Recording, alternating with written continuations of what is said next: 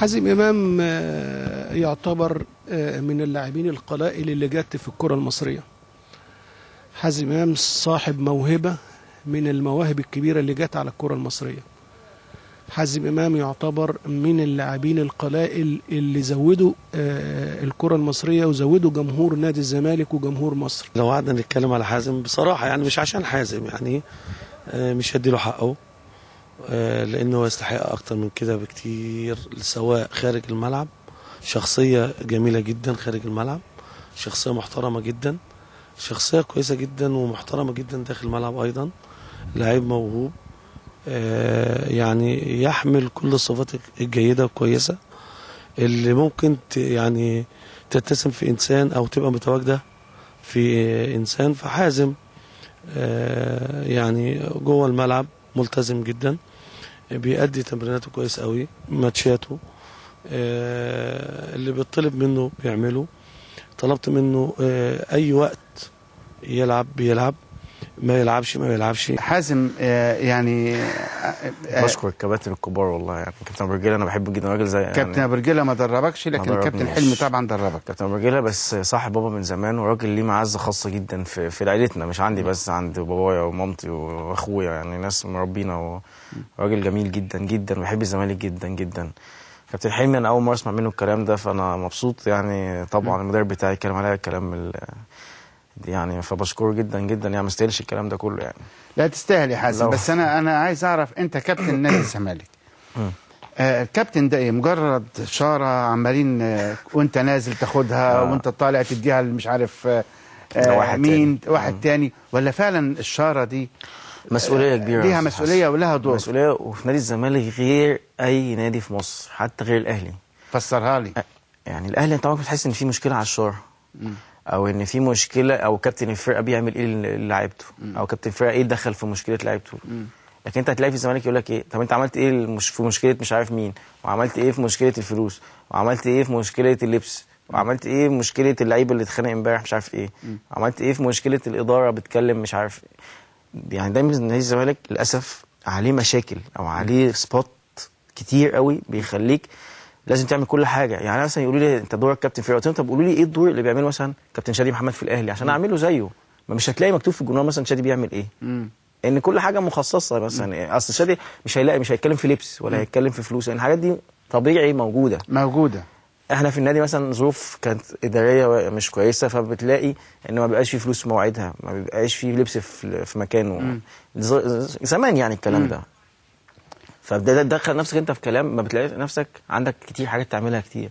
فانا كابتن نادي الزمالك مع احترامي لجميع الانديه غير اي كابتن في مصر. انا عايز، انت كنت لعبت في ايطاليا، لعبت في هولندا، طبعا لعبت في الزمالك. الكابتن في ايطاليا في هولندا بيعمل اللي بيعمله كابتن نادي الزمالك. ما انا اقول لك حاجه، ما فيش مشاكل، ما فيش مشاكل عشان يحلها. ان انت كل حاجه الطبيعي بتاع اي حد ان انت تروح تلاقي فلوسك، طبيعي بتاع اي حد. اصل الكلام ده يا كابتن ما ينفعش تتكلم فيه بره، ما ينفعش اقول له فين لبسي، فين جزمتي، فين الفلوس، فين شقتي، فين الفلوس بتاعت اللعيبه، فين فلوس اللعيبه. يعني الحاجات دي محلوله. يعني انت بتتكلم بقى ايه الكابتن فرقه ده، ايه احنا عندنا ايه الماتش الجاي يا رجاله، احنا هنلعب ازاي، نشد حيلنا، مفيش دلع، ما حدش يزعل. يعني يبقى فكره كابتن فرقه في الماتش في المستطيل. لكن احنا عندنا في النادي انت بتتكلم في فلوس، وبتتكلم في لبس، وبتتكلم في اعلام، بتدافع عن لعيبه في اعلام، وبتدافع عن مدرب ساعات، ويتاخد رايك في رئيس نادي، ويتاخد مش عارف رايك في مين، بيدخلك في مليون حاجه. فكتير. طب انا لاحظت ان هناك علاقه صداقه او علاقه خاصه جدا بينك وبين جمال حمزه. طبعا. يعني انا عايز اقول يعني جمال اقرب اللعيبه ليك مثلا في النادي؟ لا مش شرط، بس انا بحب جمال على المستوى الشخصي وكلاعب، انا بحب لعبه جدا من زمان وهو طالع صغير يعني. ان جمال من اللعيبه اللي بتلعب برضه بمخها، يعني ممكن ما يجريش كتير بس يعمل لك حاجات كتير في الملعب. يتحرك كويس، يخلي شكل كويس. انسان كويس جدا. انا شايف ان هو يعني المفروض يبقى من علامات الكره المصريه. جمال حمزه لعيب كويس جدا جدا. حظه بيتحط دايما يقول لك بتاع مشاكل. يعني انا ما بشوفش جمال بيعمل مشاكل، انا قاعد معاه كام سنه، هو 7 8 سنين، قليل قوي اللي كان جمال هو اللي عامل مشاكل. دايما المشاكل هم بيحطوه فيها الناس. لكن هو مثلا قعد كتير ولعب كتير وما فيش مشاكل. لكن قصدي الاعلام بيحب يصور على لحد ان هو بتاع مشاكل، فيبتدوا يحطوا ده متمرد، ده ما جاش التمرين امبارح وهو يبقى موجود، ده اتخانق مع المدرب وهو ما اتخانقش. فالناس بتقعد تقرا حاجات كتير غلط على اللعيب، بتبتدي تعرف ان ده فعلا بتاع مشاكل، وهو ممكن ما يبقاش كده خالص، ممكن يبقى عمل مشكله بس، وطبيعي تعمل مشكله في حياتك يعني. ده رايك في جمال، ونسمع راي جمال فيك. كل عارفه طبعا ان انا بحب الكابتن حازم يعني محبه خاصه جدا، ومثلي الاعلى يعني سواء في الملعب او خارج الملعب. فكان في فتره كنت انا يعني طلعت الدرجه الاولى، كان الكابتن حازم لسه في ايطاليا، لسه ما رجعش، كان لسه كان في هولندا كمان مش في ايطاليا. ف يعني كنت اتمنى طبعا ان انا يعني من وانا صغير ان انا العب مع كابتن حازم ويعني اشوفه بس مش اكتر يعني. فطبعا كان ليا الشرف ان انا لعبت معاه طبعا ما رجع. كنت سعيد جدا لما جه، كان يعني فاكر اول يوم جه في المؤتمر الصحفي، كنت سعيد جدا، كنت حتى موجود يعني مع الجماهير لغايه اما دخل الملعب في التمرين. فكانت يعني من اسعد لحظات حياتي فعلا ان لما نزل يعني معانا التمرين وابتدى يلعب، لعبت معاه يعني الماتشات، فكنت سعيد جدا يعني. ولغايه دلوقتي برضه احنا يعني يعني انا واحد من الناس يعني من اللعيبه بكلمه انه يعني لسه بدري واحنا محتاجينه الصراحه معانا، سواء بيشارك او ما بيشاركش، دي حاجه بتاعه الجهاز الفني، بس احنا كلعيبه محتاجين طبعا حازم يكون موجود معانا، لان اضافه يعني مش يعني عايز اتكلم بعيد عن الملعب شويه، لان بقول لك الملعب دي بتاعه الجهاز الفني، فانا بتكلم كاضافه نفسيه حتى للفريق ككل. يعني الواحد بيبقى مستريح لما يكون حازم موجود. كلهم ليهم وجهة نظر ان هم عايزينك تبقى موجود. ربنا يخليهم. وانا عارف طبعا رأيك، سواء واحنا بره الكاميرات ولا جوه الكاميرات، رأيك واضح. انت بتحب الكرة ولازم تكون بتلعب. المسألة بالنسبة لك مش مجرد انك تبقى قاعد على الخط وما بتلعبش، يعني مش كده ولا ايه؟ صح. ما زي بقول حاجه يعني، انا طبعا بشكر الجمال على الكلام الجميل ده، لكن زي ما بقول حاجه انا عايز العب، فهي دي المشكله يعني. انا يعني محتاج ان العب، او لما احس ان انا فعلا ما بقتش العب وفعلا ما بقاش ليا دور، ده يبقى يعني مش انا يعني.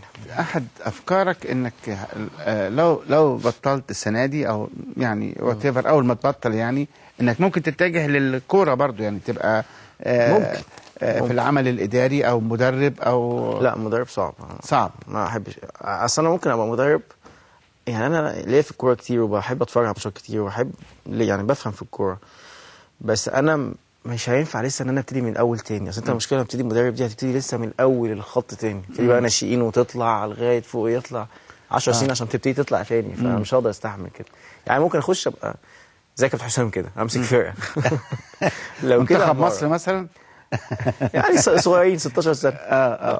لكن عندي يعني انا في حاجات كتير نفسي اعملها. انا يعني كاستاذ حسن بزعل على ان الفكر في الكوره في مصر بقى كده، بقى يعني كل الفرق زي بعض، مفيش غير 2 3 اللي بيحاولوا يعملوا حاجه. يعني كل الفرق شبه بعض، كل الفرق نفس التكتيك، وكل الفرق نفس اللعيبه، مفيش حد بيبتكر. يعني ممكن تلاقي فرقه او فرقتين ناس بتحاول. طب قول لي يا حازم، ايه الفريق اللي انت بتحب تتفرج عليه في الدوري المصري؟ انا بحب الاسماعيلي، فرقه كويسه جدا، بتلعب كوره كويسه جدا، بس بحب فكر بتاع راجل زي كابتن علاء نبيل وكابتن طارق العشري. ممكن يعني الناس دي بتحاول تعمل حاجه مختلفه، الناس دي بتحاول تعلم حد. اصل انا بصراحه ما بقتنعش بكلمه اصل اللاعب المصري مش متعود على 4-4-2. انا المدرب باخد 30 40 50 10000 5000 ليه؟ عشان امرن اللعيبه يعني، لازم امرنهم، وعندي فتره اعداد امرنهم، ما امرنهم عليها. ليه بستسهل؟ ليه استسهل اقول لك لا احنا نلعب زي ما هم ماشيين كده عشان ما حدش يتلخبط؟ ما هي دي اللي بيتقال دايما. طب انا ايه دوري؟ ايه بقى ايه الحته اللي بعملها زياده في اللعيب؟ انت مقتنع طبعا ان اللعيب المصري ممكن يعمل 4-4-2؟ اصلا مش صعب. احنا لعبناها مع كابتن جوهري 40 مره ولعبناها كويس. السنه اللي فاتت مع هنري ميشيل احنا لعبنا معاه الدور الثاني كله 4-4-2، ما خسرناش ولا ماتش في الدوري. كسبنا 12 وتعادلنا 2، وما خسرناش غير ماتش الفيصل اللي في مصر للاسف. وكان برضه عشان ظروف ماتش، فجاه في اول 10 دقايق بيخش فيه الجولين، خلص لك الماتش في اول ثانيه يعني، مش ظروف ماتش. بمناسبه هنري ميشيل، هو مشي ليه؟ كويس ان حضرتك فتحت الموضوع ده، ان الموضوع ده انا يعني ايه اتخنقت منه، واكتر حاجه زعلتني في حياتي ان هم قالوا حازم هو السبب انه يمشي هنري ميشيل ده. يعني انا الراجل ده اصل الراجل كل ده دي تنهيده. اصل بص حضرتك، كان قبل ما يمشي قال لك الراجل ده بيجامل حازم على طول وبيحبه فبيلعبه على طول عشان هو بيحبه مش عشان هو حازم كويس. ولما مشي قال لك اصل هو كانش عايز حازم يلعب وما كانش عايز حازم في القائمه فعشان كده مشي. فهي الناس اللي ضايقني ان هو عايزك تخليك وحش في جميع الاوقات، وانت بتلعب وحش بتلعب مجامله، ولما هو مشي انت وحش عشان انت اللي مشيته. فده اللي ضايقني. انا مالي يعني انا راجل لاعب مع هنري ميشيل يا استاذ حسن 100%. انا كنتش بلعب مع كاجو ده كتير. الراجل ده جه قال لي يا ابني انت ما بتلعبش ازاي، شافني في التمرين قال لي انت ما بتلعبش ازاي. قلت له ما هو الراجل ما كانش بيلعبني. قال لي ازاي ما بتلعبش انت؟ لا انت هتلعب. كان اول ماتش المحله في المحله تعادلنا 0-0 وبعدين لعبني كل الماتشات. وكانوا يعني ولما شيكابالا جه كنت بلعب انا وشيكابالا او شيكابالا ماتش ولا ماتش، ولعبت ماتش الاهلي في الكاس الفاينل من الاول. ففجاه اللي ضايقني ازاي بعد كل الراجل بيعمله معايا يقول لك اصل ده هو عايز يمشي حازم امام. طب ازاي يا جماعه؟ ما هو الواحد يبقى عاقل يعني. هو كلمني بعد ما مشي يعني قال لي ما تزعلش ان هم يعني انا مش عارف اقول لمين ان انا مش انت مالكش دعوه بالكلام ده، بس ما فيش حد في مصر يكلمه يعني. الناس بتكتب وخلاص هي عايزه تكتب كده، وفي ناس كان مصلحتها انها تكتب كده عشان يعني يخشوا فيا انا شمال شويه. هو مشي. انا رايي الشخصي ان هو مشي لان جاله اوفر احسن. اصل مستر هنري ميشيل بص اقول لك حاجه، هو دماغي يعني بصراحه. هو راجل لذيذ جدا، مدرب كويس جدا، بس هو مش بتاع انديه متهيألي. ده يعني انه مش هو يجي كل يوم التمرين نادي وبتاع والكلام ده. هو عايز منتخب يحب من ناس محترفه يجي يمرنها عندها وعي باللي بتعمله. هو متضايق مننا برضه في موضوع الوعي الاحترافي شويه. يعني انت بتتعامل مع لعيبه كل يوم غير لما بتتعامل مع لعيبه بيجي لك في الشهرين مره مثلا. طبعا. فهو عايز اللعيبه دي. ولما جات له المغرب واحنا في فرنسا فهو اكيد يعني ده احساسي جاله اوفر احسن منتخب داخل على بطوله افريقيا هيبقى بالنسبه له احسن من النادي يعني. ده تعليلي. لكن النادي ما اثرش معاه خالص. انا ما شفتش حد اتعمل اللي عمل مستر هنري ميشيل.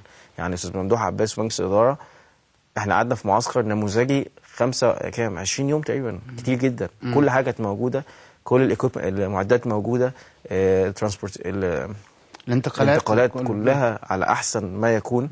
فكل حاجه كان الراجل ده بيقولها بتتعمل واحسن. فما فيش حاجه اللي هو ما اتعملتلوش. يعني انت الراجل دافع له مثلا بتاع 70-80 الف يورو على المعسكر، ولما يجي يقول لك ماشي ده يقول لك لا مش همشيه. طب ده الفلوس دي كلها رايحه عليه عشان الراجل ده يبقى كويس. فهي بالعقل بس ما حدش عايز يفهم. طب انت كلمتني على هنري ميشيل، قلت اسامي مدربين تانيين طارق العشري وعلاء نبيل. يعني طب مانويل جوزيه لا يعني عنده فكر ساعات. اقول لحضرتك ايه مثلا ساعات لا يعني بيغير في التكتيك بتاعه. يبقى مثلا متعادل يروح منزل واحد راس حربه زياده او ينزل نص ملعب زياده، يغير في التكتيك بتاعه. يبقى مثلا بيلعب بره يروح ملعب 3 ديفندرات، هو بيغير في تكتيك بيعمل حاجه. يبقى مثلا عايز يهاجم يروح ملعب بركات باك رايت ويلعب هاف رايت كمان مثلا او بلاي ميكر. بيلعب في الفرقه بتاعته شويه غير الجمود اللي انت 5-3 ديفندرات او 3 سي مثلا اي حاجه و2 راسات حربه. حاسب انا لو سالتك دلوقتي شاور لي على مدرب احسن مدرب في الدوري السنه دي، بتفكر؟ عشان بس ما نظلمش حد. انا بقول لحضرتك انا بحب يعني كابتن علاء وكابتن طارق العشري ان هم عندهم بيحاولوا يعملوا حاجه جديده. مش عايشين على ان انا لا هم دول كويسين وخلاص. في طبعا مدربين كويسين جدا انا ما بتكلمش على ان هم وحشين، بس انا بتضايق ان انت كمدرب، انا لو مدرب هعمل كده، هحاول ان انا اعلمهم حاجه، اعلمهم جمله، اعلمهم نعمل حاجه جديده. ما ينفعش لاعب انا كزمالك مثلا ما ينفعش لاعب فرقه في التاسع على الدوري زي ما بلعب الاول على الدوري، او فرقه بلعب اللي بتهبط العبهم بنفس التكتيك اللي بلعب بيه الاول. انا ده رايي الشخصي يعني. وبلعب مثلا في مصر يبقى لازم هاجم شويه. انا لو حازم ماسك فرقه ما ينفعش الاهلي مثلا نفس الكلام. عشان كده بقول مستر جوزيه بيعمل حاجه كويسه، لما يبقى متعادل مع فرقه وبتاع بيروح ملاعب، تلاقي فجاه 4 ساعات حربه بيلعبوا في ماتش مش عارف ازاي، بس بتلاقيه وضاغطين الفرقه وماشيين كويس. فقصدي ان لازم يبقى في حلول يعني كمدرب اعلمهم كذا حاجه نعمل. يعني كابتن جوهري مثلا كان بيلعبنا 4-3-2-1 او 4-2-3-1، ورغم كده يقول لك ده بيدافع، مع اننا بنلعب 4 ما بنلعبش 5، بس يقول لك ده كابتن جوهري بيدافع والله، مع اننا يعني بنلعب 4 وبنلعب 3 قدام. انا وكنت عبد الستار واحمد حسن وكابتن حسام ورانا ديفندرين كابتن هاني رمزي مثلا وياسر رضوان او شيشيني او بتاع. يعني بنهاجم. يعني في تكتيك بيتعمل يا جماعه في اي حاجه، لكن لو حازم ماسك فرقه انا هحاول ان انا اعمل لهم اعمل كذا حاجه، نعمل كذا خطه، نعمل الماتش ده نلعب بكذا، الماتش الجاي نلعب 5، الماتش ده نلعب 3، يعني طب في تنويع شويه. احنا بنتكلم في الكوره، انت بتتكلم في الكوره وبتتكلم في الكوره بحب طبعا لكن وفهم كمان.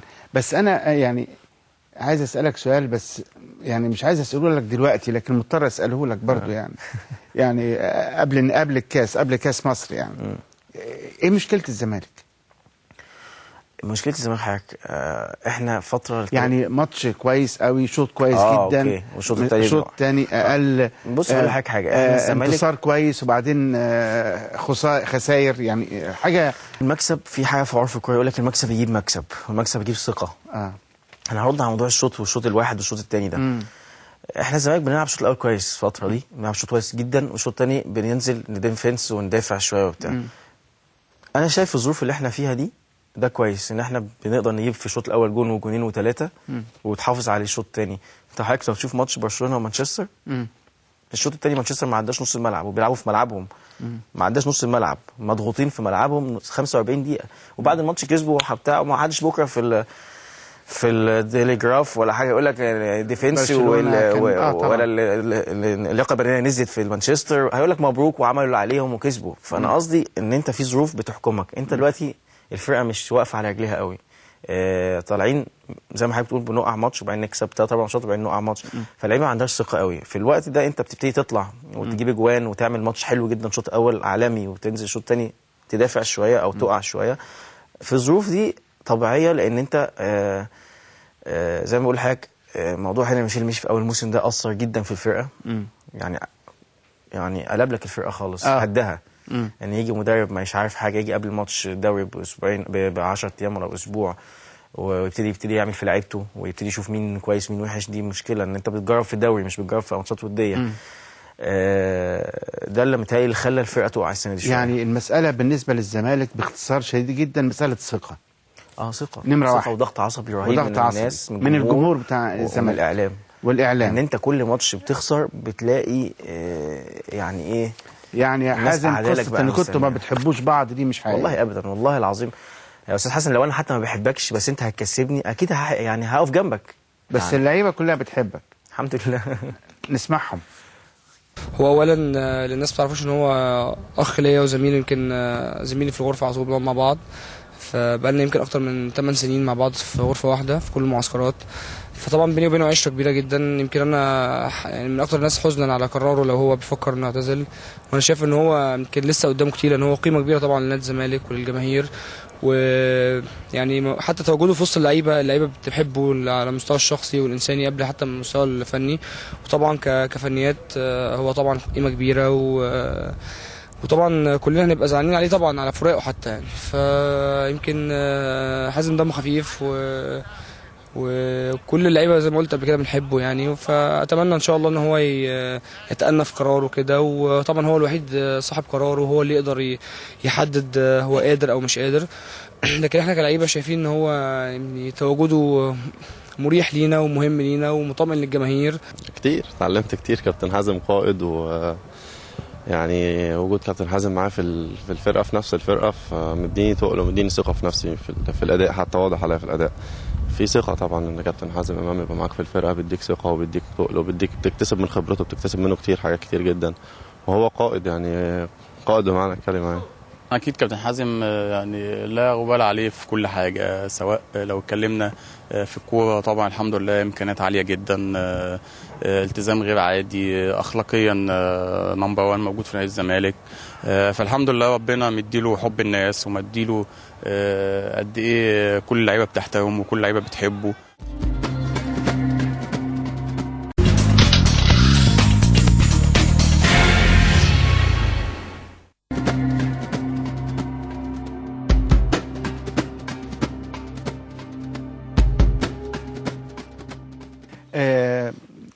الواحد متأثر لا مش عايزك تتأثر والله، اصل انا بحبهم الناس جدا، بتحبك، اللعيبه بتحبك، دي اهم حاجه والله. بس انت بتغتت على ابو العلا، اصل هو رومي اللي معايا في الاوضه على طول، فبغلس عليه طول عمري انا وجمال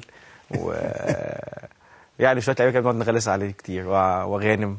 مين لعيب البلاي ستيشن الاول عندكم دلوقتي؟ انا. مين انت؟ احمد غانم كويس. احمد غانم بس انا كسبت اخر كام مره، فبقيت انا خلاص قلت له انت منصف بيعلق. قلت له انت اسطوره وانتهت يا غانم. منصف بيعلق على الماتشات بتاعته. جامد بصراحه، بيعرف يعلق جامد جدا على منصف. طب انت لما تختار فريق في البلاي ستيشن بلعب برشلونه. عشان كده كانت اعصابك بايظه ساعه الماتش بتاع مانشستر يونايتد وبرشلونه. ده فريقك نمره 1 عشان في لعبه كويسه. في ايطاليا في ايطاليا فريقك نمره 1 مين؟ انا بحب الميلان. مش اودينيزي؟ بعد اودينيزي يعني، بس اودينيزي دلوقتي كلهم ما اعرفهمش خلاص بقى. فبحب الميلان يعني. بس انا دلوقتي يعني الدوري الايطالي بقى مش زي الاول يعني. كان زمان الدوري الايطالي كالتشو ده تستناه وتتفرج واحسن لعيبه. دلوقتي الدوري الانجليزي خد منه الانجليزي والاسباني. الانجليزي الاول بعدين الاسباني فعلا. الانجليزي بالذات دلوقتي بقى هو النمبر 1 يعني. عارف طبعا كويس قوي انك انت خريج اداره اعمال بكالوريوس تجاره اداره اعمال. لكن يعني الدراسه دي علمتك حاجه؟ علمتك القرايه مثلا، حب القرايه؟ يعني بص، بتقرا بتهتم بالقرايه. اللعيب المثقف او اللعيب المتعلم بيفرق جدا عن اللعيب الجاهل او اللعيب اللي مش متعلم. بتفرق جدا في الملعب. بقى من التعامل طبعا بره ده حاجه تانية. بس بتفيدك في الملعب حتى جوه الملعب. ثقافتك بتقف ازاي في الملعب، بتتحرك ازاي. والله بتفرق بجد. في لعيبه بتلاقيها عشوائيه كده مش فاهمه حاجه، بتعرف ان هو مش متعلم. لا، هي الكوره دلوقتي مهاره العقل قبل ما تبقى مهاره القدم. طبعا. يعني ازاي بتتحرك وازاي. ما بقول حاجه دي انا بشوفها لما تبقى انت يعني بتفرق في بعض حاجات لما تبقى متعلم او مش متعلم. فالثقافه لا مهمه جدا. بتقرا يعني؟ بقرا. بس انت من جيل الانترنت يعني طول النهار دلوقتي انترنت. بس انا قاعد قدام الفيسبوك ومش عارف انا عندي في الفيسبوك كويس. حضرتك متابع يعني. مش انا اللي متابع، ده اولادي اللي متابعين. لسه انا كنت على الفيسبوك فعلا. لا يعني بس انا مثلا كنت في طول عمري بحب القرايه من زمان وانا صغير. اقرا ميكي بقى زمان مثلا، وبعدين راجل مستحيل، وبعدين تدرجت شويه بقيت اقرا. استنى بس، ميكي انا كنت بموت في ميكي كمان. كنت بحبه جدا. مين البطل بتاعك في ميكي؟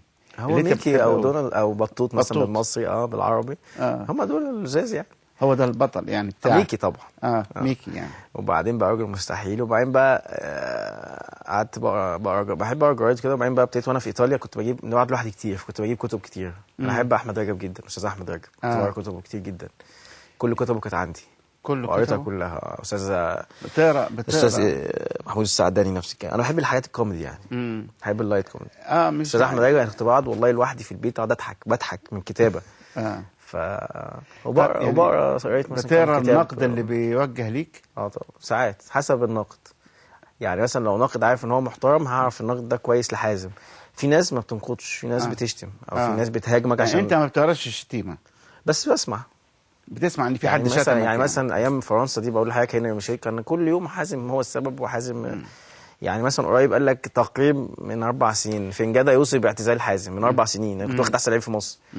وبعدين في التقرير هم كاتبين قال لك ان الراجل بيطالب ببديل لحازم عشان يبقى موجود جنب حازم. فهم عملوها ان هو يبقى استبعاد. لكن لو حد قال انك انت كنت وحش في المباراه دي عشان كذا وكذا وكذا ممكن تستفيد. او مزعل من النقد اللي هو بيتكلم في كوره. ده حاجه اصل انت ممكن حضرتك تبقى شايف ان حازم ده احسن لعيب في العالم، واحد جنبك يقول لك ده وحش جدا، فده نقد، ده رايك. لكن انا اللي بتضايق منه ان الاخبار اللي بتتنقل عن حازم هي دي اللي غلط. يعني بيكتب حاجه غلط وهو عارف انها غلط وعايز يبينها للناس بهذا الاسلوب عشان يبين ان حازم وحش. ده اللي بيضايقني يعني، ان انا ليه ما عملتلكش فيك حاجه. فده اللي بيضايقني في الاعلام شويه دلوقتي حاجه. طب حازم، قبل ما يعني نختم لقائنا الجميل ده معاك، انا بس كنت قريت انك ناوي تعمل فيلم سينما، ده صحيح؟ لا خالص.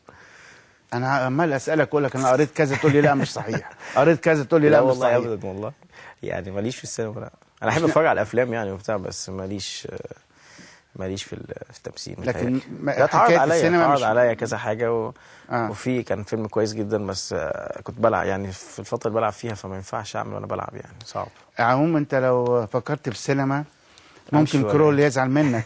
نسمع كرول اللي بيقول ايه عليك. Yeah, Hazem Mem is one of the greatest players in Egypt.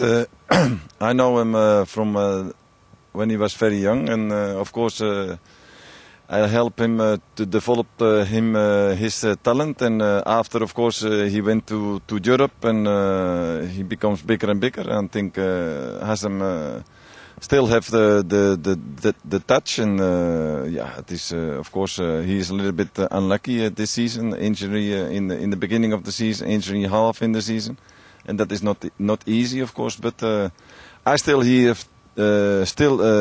the quality, and he can be very useful to teach, to help young players who starting to get more experience and to touch them and to tell him him experience, and that is very important for young players. حازم إمام موهبة عظيمة من المواهب العظيمة في الكرة المصرية.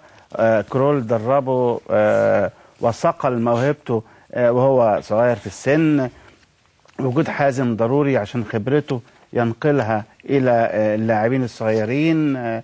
حازم اكتسب خبرة كبيرة لما احترف في أوروبا. ده رأي رود كرول في حازم إمام. بس برضه هسأله يا أخي ما بتلعبوش ليه؟ ما أنا عايز أقول لك أنت كمان. أنت عايز تسأله نفس السؤال؟ هو حبيبي، أنا بحبه جدا يعني. طبعا هو أكيد راجل يعني. أنا هو بنقعد نتكلم في حاجات كتير مش في الكورة يعني. ممكن ما نتكلمش في الكورة، بنقعد في حاجات طبعا عادة في السياحة مثلا، في يعني؟ أي حاجة يعني. أنا زي أخويا الكبير أو أبويا يعني. هو مش عايز أكبره، بس هو راجل لذيذ وبيحبني جدا. هو يعني شوف حضرتك، يمكن انا السنه دي ما لعبتش كتير معاه، اللي هو اكتر واحد بيحبني، وكابتن محمد حلمي بيحبني، بس انا ما بلعبش كتير. هو مش زعلان يعني، مش زعلان منهم طبعا، انا ما بلعبش، بس مش زعلان منهم لان هم، انا عارف ان هم عايزين يساعدوني، وعارف ان هم عايزين ابقى كويس، وعايزين نازلين الماتش واحنا كويسين واحنا كاسبين واحنا مرتاحين عشان ابقى كويس، ما بقاش مضغوط. هم عارفين ان انا بنزل يبقى عليا ضغط شويه. ف يعني ان شاء الله نبقى كويسين باذن الله. طيب حازم معلش، احنا يعني الوقت برضو بيجري والله. انا مش يعني بس انا عندي تواريخ عايز اقول لك عليها، تقول لي دي تقول لي الناس دي ايه دي. 23 يوليو هتقول لي ثوره يوليو. 23 يوليو ده جوازي ولا ثوره يوليو؟ لا جوازي عشان تروح في ايه ده؟ تصدق والله اول ما اخد بالي انها ثوره يوليو يوميها، اول مره والله العظيم تاخد اصل ده 23/7 فما بركزش في يوليو دي. 27 مايو 27 مايو ده هيوكا هيا عيد ميلاد بنتي. انت عندك بنت تانية؟ عندي تالية 26/6. تالية يعني ايه تالية؟ تالية جاية من تلاوة يعني، من تالية للقرآن. اصل انا طيب ده بقى خلي بالك اللي جاي ده تاريخ مهم وامتحان صعب جدا على فكرة. انا في تاريخ ضايع والله العظيم. طب بلاش ده بقى 19 أغسطس. لا ده عارف كويس، بتاع مراتي، عيد ميلاد مراتي. انت ليك صحيح تاريخين ميلاد؟ مولود 16 ابريل الاصلي اللي انا اتولدت فيه. بابا اتاخر وكتبني 10/5 بعد 20 يوم. هو اتاخر كان مسافر بقى، مش عارف كان ايه. طب انت بتعمل عيد ميلادك امتى؟ بعمل 16/4 اللي بيعملوه لي يعني اهلي، و10/5 للناس يعني بتعمل 2 عيد ميلاد. مش بعمل، هم في ساعه 10/5 يجيبوا لي هدايا، وفي 16/4 بيجيبوا لي هدايا. ايه الهديه اللي بتبسطك قوي؟ اي حاجه والله، اي حاجه يعني. CD بلاي ستيشن جديد مثلا؟ لذيذ جدا. اي حاجه والله. في ناس في النادي بتجيب لي دبدوب، بتجيب لي يعني اي حاجه. الناس والله كتر خيرها يعني. في واحده لسه في عيد ميلادي اللي فات جايبه لي 3-4 اسمهم ايه دول، البومات صور ليا واي حاجه مكتوبه، ولعبت مش عارف فين سنه كام كتابه، وطلعت من نزل مكاني. انت بتحتفظ بشرايط مبارياتك؟ وشرايط مامتي كانت بتسجل لي كل الماتشات. بتسجل لك كل الماتشات؟ انت بتتفرج على نفسك تاني ولا بس دلوقتي ما بقتش اتفرج كتير. ليه؟ ما يعني عشان بنخسر وكده بقيت اتضايق يعني. ما بحبش اتفرج كتير. لا بنكسب ماتش بحب اتفرج عليه يعني. تحب السينما؟ بحب قوي. اخر فيلم شفته؟ ورقة شفرة، الولاد الصغيرين دول جامد جدا. حلو. مين اصحابك من الفنانين يعني؟ لا كتير انا عارف. بس السقا من الناس اللي اتربت معايا في الكوره يعني، في الصيد. في حمائي، في هنيدي، في لسه شريف منير كنت قريب معاه، راجل محترم جدا. احمد حلمي عملت معاه اعلانين قبل كده، لذيذ جدا. وفي واحد صاحبك قوي، عمرو دياب طبعا، وزملكاوي جدع جدا. وفي ايمن بهجت قمر بقى، ده متربي معايا اللي هو بيكتب، ده فنان. ده جامد جدا. ده معايا بقى واحنا في المدرسه، من واحنا في اولى ثانوي واعدادي وبتاع، وراجل سبحان الله من هو تالنت يعني. لا في ناس كتير، ناس محترمه يعني، بحبها جدا يعني.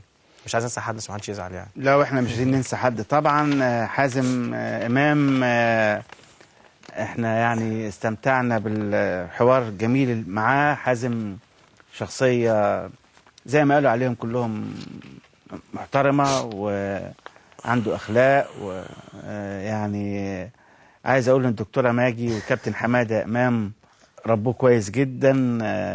حازم انسان متواضع قوي، حازم لعيب محترم وانسان محترم زي ما قال كابتن ايمن يونس. حازم خجول شوية صحيح، ده أكيد، لكن من المواهب الجميلة في الكرة المصرية.